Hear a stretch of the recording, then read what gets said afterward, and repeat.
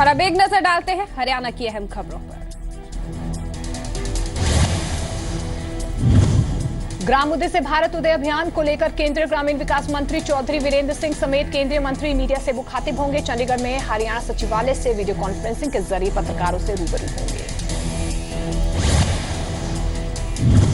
जाट आरक्षण के दौरान हुए कथित गैंगरेप मामले में पंजाब हरियाणा हाईकोर्ट में सुनवाई हुई। सुनवाई के दौरान पहली बार हरियाणा सरकार ने माना कि सोनीपत मामले में रेप हो सकता है। मामले की अगली सुनवाई अब 4 मई को होगी।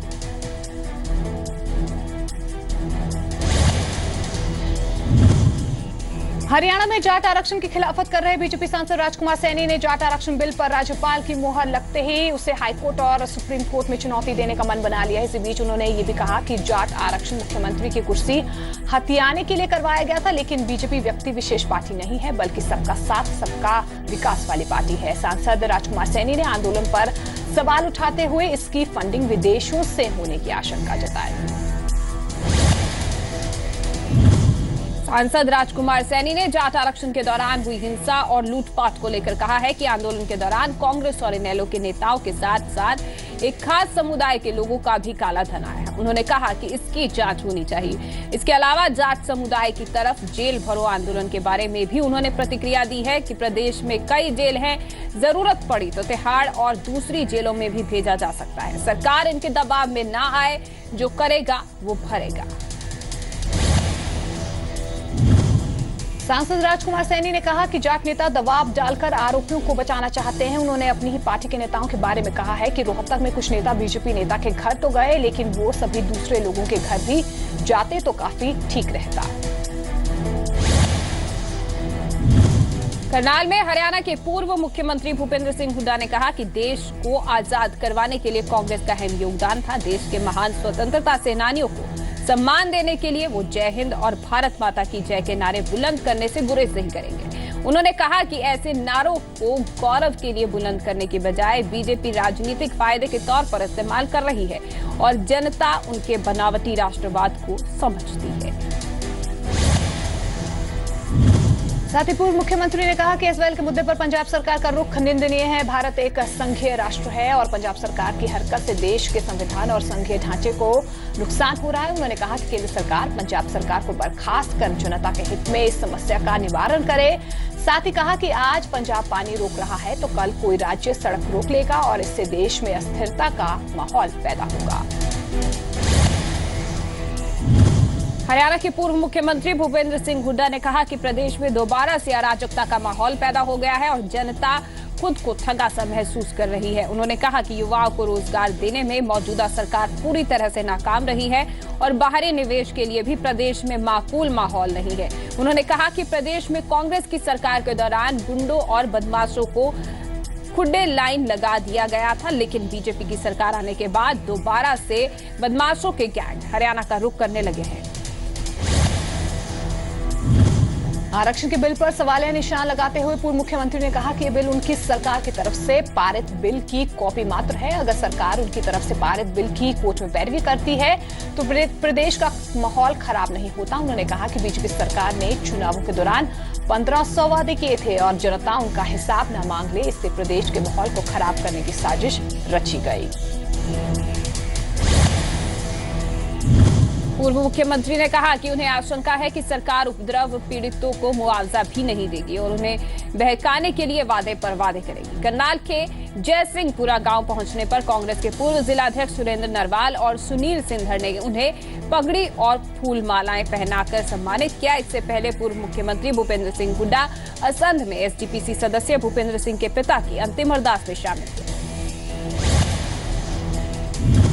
सोमवार को हिसार में अखिल भारतीय किसान यूनियन ने अपना 80वां स्थापना दिवस मनाया। किसान सभा की स्थापना 1936 में स्वामी सहजानंद ने की थी। इस मौके पर किसान सभा के कार्यकर्ताओं ने ध्वजारोहण किया। पार्टी के जिला सचिव प्रदीप कुमार ने आरोप लगाया कि प्रदेश और केंद्र दोनों सरकारें किसानों के मुद्दों पर सिर्फ राजनीति कर रही हैं। बिजली सब डिवीजनों को निजी हाथों में सौंपे जाने के खिलाफ सोमवार को पूरे प्रदेश में बिजली कर्मचारियों ने सरकार के खिलाफ धरना प्रदर्शन किया। हिसार में भी बिजली कर्मचारियों ने अपने सर्किल कार्यालय के बाहर सरकार के खिलाफ जमकर नारेबाजी की और अपना रोष जाहिर किया। कर्मचारियों का आरोप है कि प्रदेश सरकार पिछले दरवाजे से बिजली विभाग का निजीकरण करने की कोशिश कर रही है, जिसे सहन नहीं किया जाएगा। बिजली कर्मचारी के सचिव सुरेंद्र यादव ने कहा कि 24 सब डिविजनों को निजी हाथों में सौंपा जा रहा है, जो फायदे में चल रही हैं।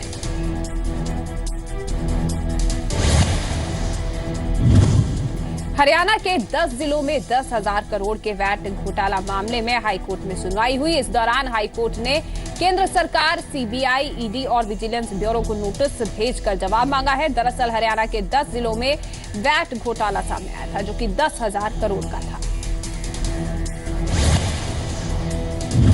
प्रदेश के लोकायुक्त ने इसके लिए एसआईटी गठित की, जिससे सिफारिशें दी गई थी इस घोटाले की जांच सीबीआई को सौंप दी जाए, लेकिन 1 साल बीत जाने के बाद भी इस जांच को सीबीआई को सौंपा नहीं गया। अब याचिकाकर्ता ने इस मामले की जांच सीबीआई को सौंपने की मांग को लेकर हाईकोर्ट में याचिका डाली है, जिस पर हाईकोर्ट ने सुनवाई करते हुए सभी पार्टीज को नोटिस भेजकर जवाब मांगा है।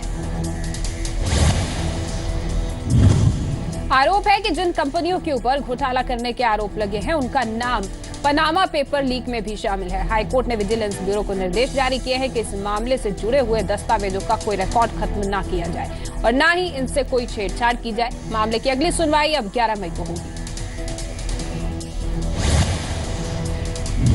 हरियाणा सरकार ने यूनिटेक बिल्डर के ऊपर सख्ती दिखाई है। यूनिटेक बिल्डर पर खरीदारों के साथ धोखाधड़ी का आरोप लगाया गया है। इसे लेकर हरियाणा सरकार ने जिला प्रशासन को बिल्डर के सभी प्रोजेक्ट्स की स्टेटस रिपोर्ट 2 हफ्ते के अंदर दाखिल करने का आदेश दिया है। रविवार को प्रदेश के मुख्यमंत्री मनोहर लाल खट्टर ने गुड़गांव में ग्रीवियंस कमेटी की बैठक ली थी, जहां उन्होंने जिला प्रशासन और यूनिटेक के मालिक रमेश चंद्रा को फटकार लगाते हुए कहा कि बिल्डर अपनी रिपोर्ट सबूतों के साथ सौंपे, नहीं तो उसके खिलाफ एक तरफा कार्रवाई की जाएगी। यूनिटेक में घर बुक करने वाले गुरविंदर सिंह ने बताया कि उन्होंने अपना सब कुछ दांव पर लगाकर यूनिटेक को 53 लाख रुपए दिए थे और 2013 से उनका आशियाना मिलने का सपना आज तक सपना ही बनकर रह गया है। उधर गुरविंदर सिंह पर दोहरी मार पड़ी है, एक तरफ किराए का मकान तो दूसरी तरफ फ्लैट का किस्तें। साइबर सिटी गुड़गांव के सामान्य अस्पताल के इमरजेंसी वार्ड में अचानक फॉल्स सीलिंग गिरने से अफरा तफरी मच गई। करोड़ों की लागत से बनी फॉल्स सीलिंग गिरने से कुछ लोग जख्मी भी हुए हैं, जिनका अस्पताल में ही इलाज किया जा रहा है। कुछ दिन पहले अस्पताल के रेनोवेशन के नाम पर धांधली की खबरें सामने आई थी, जिसके बाद प्रदेश के स्वास्थ्य मंत्री अनिल विज ने एक जांच टीम का भी गठन किया था, लेकिन जांच की रिपोर्ट आने से पहले ही फॉल्स सीलिंग के गिरने से साबित हो गया है कि अस्पताल के रेनोवेशन के नाम पर धांधली का खेल किस कदर हावी था। करनाल की सीआईए 2 ब्रांच ने लूट, हत्या और अपहरण करने वाले 3 आरोपियों को काबू कर लिया है। पुलिस के पास से 2 पिस्तौल, एक देसी कट्टा, जिंदा कारतूस बरामद किए हैं। तीनों आरोपी किसी बड़ी वारदात को अंजाम देने की फिराक में थे। पुलिस ने सभी आरोपियों को अदालत में पेश कर दिया है। रोहतक की शिव धर्मशाला में डॉक्टर भीमराव अंबेडकर की जयंती के मौके पर आज मिशन एकता समिति की अध्यक्ष श्रीमती कांता आलड़िया की तरफ से खास कार्यक्रम का आयोजन किया जा रहा है। इस खास कार्यक्रम में एसएल ग्रुप के चेयरमैन डॉक्टर सुभाष चंद्रा बतौर मुख्य अतिथि शिरकत करेंगे। कार्यक्रम में पहुंचने से पहले एसएल ग्रुप के चेयरमैन डॉक्टर सुभाष चंद्रा अंबेडकर चौक पर पहुंचेंगे, जहां वो डॉक्टर भीमराव अंबेडकर की प्रतिमा पर श्रद्धासुमन अर्पित करेंगे। इस भव्य कार्यक्रम को लेकर तैयारियां शानदार हैं। कार्यक्रम के आयोजक और आम लोग इसे लेकर उत्साहित नजर आ रहे हैं।